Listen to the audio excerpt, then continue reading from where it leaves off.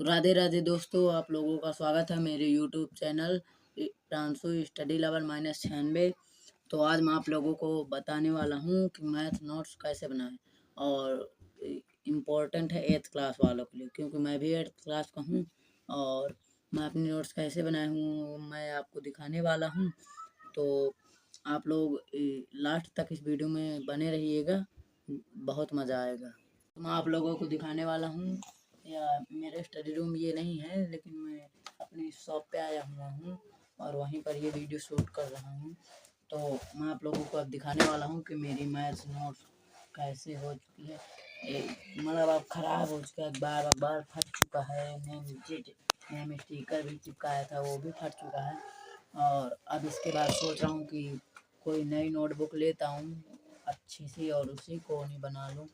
तो चलिए तो मैं आप लोगों को दिखाता हूँ। तो चलिए मैं आप लोगों को दिखाता हूँ अपनी नोट्स। तो देखिए, आप लोग देख सकते हैं मेरी फट चुकी है नोटबुक। तो ये देखिए यहाँ से भी फट चुकी है और ये बहुत, लेकिन मैं आप लोगों को इससे कोई मतलब नहीं है। आप लोगों को मैं दिखा रहा हूँ नोट्स। देखिए मेरा नेम है प्रांशु और ये मेरी मैथ की नोट्स है। तो देख सकते हैं ये मेरी नोट्स है।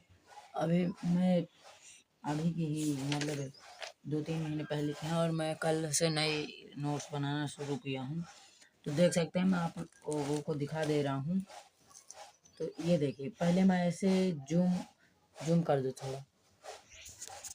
पहले मैं ये देखिए, पहले एक एक क्वेश्चन इसमें उतार लेता था, लेकिन आप लोगों को ये गलती नहीं करनी है, क्वेश्चन नहीं उतारना है। ये देखिए, आप लोग जहाँ ये देखेंगे मैं उतार लेता था, इसी में उतार लेता था। ये देखिए बीज गणित चाहे जहाँ भी देखिए उतार लेता था। लेकिन अब मैं नई नोट्स इसी में बनाने वाला हूँ, लेकिन अब इसको मैं रफ बना लूँगा और एक नई नोटबुक खरीदना चाहता हूँ। और अब जब मार्केट जाऊँगा तो खरीद कर लेता हूँ। तो देखिए मैं इसे पीछे से ही बनाना शुरू कर दिया था। ये देखिए, ये मैंने कुछ टेक्निक लिखी हैं, जैसे स्क्वायर निकालने की ट्रिक, 1 से 100 तक कहीं का भी स्क्वायर हो आप लोग बड़ी आसानी से निकाल सकते हैं। आप लोगों को मैं वीडियो बना कर दे दूंगा कैसे निकालते हैं। और ये देखिए गुणा करने की ट्रिक। और ये फिर मुझे मैथ अपनी स्ट्रॉन्ग करनी है, इसलिए 2 से 30 तक टेबल लिख लिया। तो ये हम तक 14 तक ही आया है।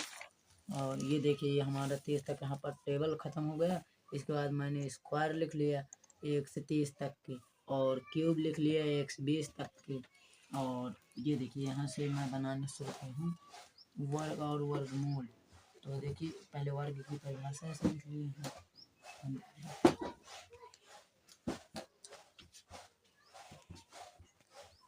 तो देखिए वर्ग की परिभाषा ऐसे लिख लिया हूँ, एक एरो बनाकर।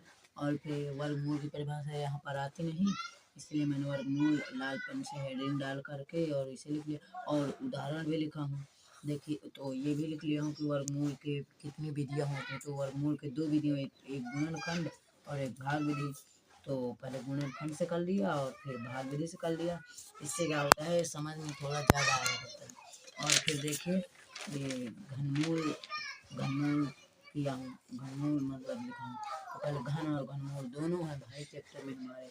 तो पहले घन की परिभाषा लिख लिया और फिर हेडिंग डाल के घनमूल की परिभाषा लिख लिया और एक एक उदाहरण भी लिख लिया। ये जैसे 5 का घन, तो इसको 3 बार मल्टीपल करते हैं घन बनाने के लिए किसी संख्या का, तो जितना आंसर होता है वो उसका घन होता है। और ये देखिए इसको घनमूल पे भी उसकी परिभाषा डिफिनेशन लिख लिया और उसका चिन्ह भी लिख लिया, किस चिन्ह से दर्शाया जाता है, और इसकी विधि भी लिख ली। एक विधि होती है गुणनखंड विधि हो गई, और एक उदाहरण भी लिख लिया।